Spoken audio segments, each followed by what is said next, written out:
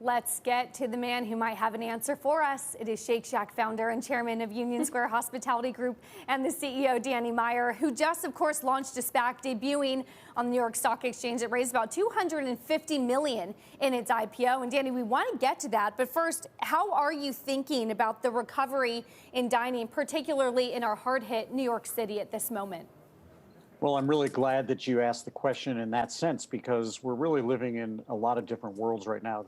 The full-service restaurant industry has been hit a lot harder than any other segment, because think about what that means. That means that you're being greeted at the door by somebody, seated, waited on, a sommelier coming to your table, checking your coat, etc. All those touch points are the kinds of things that we don't feel and have not felt comfortable or even permitted to do over the past year. Whereas on the other side, the fine casual and fast casual segment have had much, much stronger recoveries much more quickly, because those were segments that never fully depended upon in-dining room seating anyway, and they were much more quickly able to pivot to the digital transformation of online ordering for takeout and delivery. How do you think about digital as a business owner? Obviously, it's a great way to continue to access customers, but are you looking forward to perhaps retaining a little bit more of the customer experience rather than, relegating it or delegating it to whatever the delivery company is that you use? Yeah, I don't think we're going to be relegating or delegating anything. I think that as we get to the point where we can look back on this very, very painful last year, there's some silver linings, and some of them have to do with the entrepreneurial advances that restaurants have made. So, for example, in a million years, New York City would never have permitted all restaurants to have outdoor dining. That is now permanent. And what that means is that on top of however many seats you're going to be able to have indoors, you're going to be able to increase your seating capacity. I would also say in at least 1,000 years, the full-service fine dining segment of New York City never would have been nearly as quick to adapt and adopt to the world of takeout and delivery. So think about the public at large has so much pent-up demand to go back to restaurants. As much as we love cooking, we're tired of doing the dishes.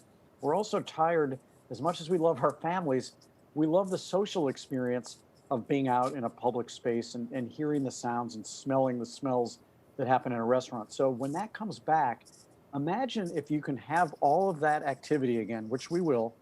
And then on top of that, for those people who say, I feel like dining at home, that they now have access to our restaurants in a way that they never did before. What changes that you've implemented do you think will be with us permanently? I would say that we're going to continue to look for fewer physical contact points. I'm very, very excited about an initiative that we've been thinking about and working on for some period of time, whereby you should be able to get up and leave without having to wonder how to ask for your check.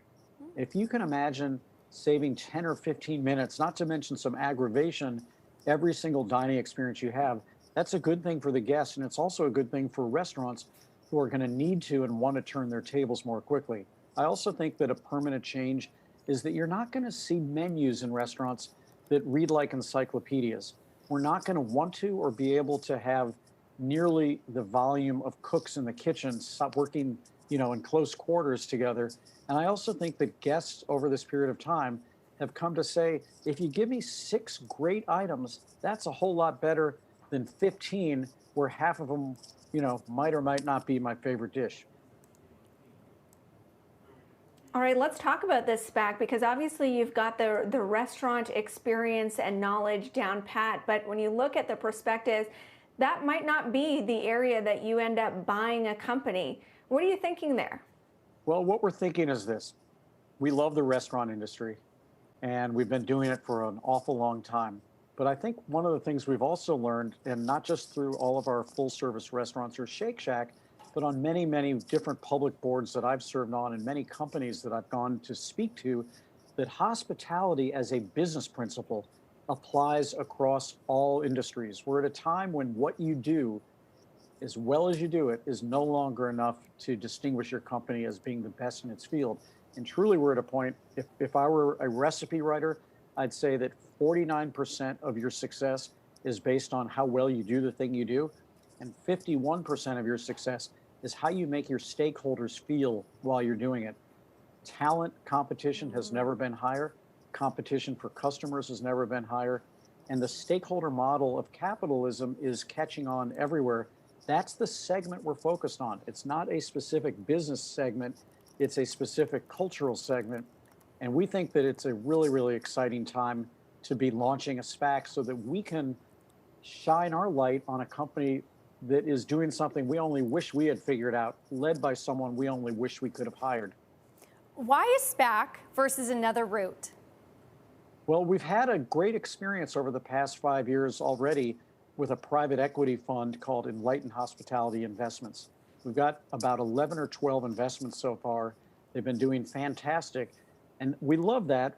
But many, many times, while we're looking at businesses through the same lens of culture first, we find that the business we're looking in, we may have missed the boat as private equity investors because they're just that much further along in their evolution. And so this gives us a chance in a certain way to fill in some of the ecosystem because we've met so many of these great founders to begin with, to continue to support them so that when they are on their growth journey and they're truly ready to become a public company, we can help support that journey for them.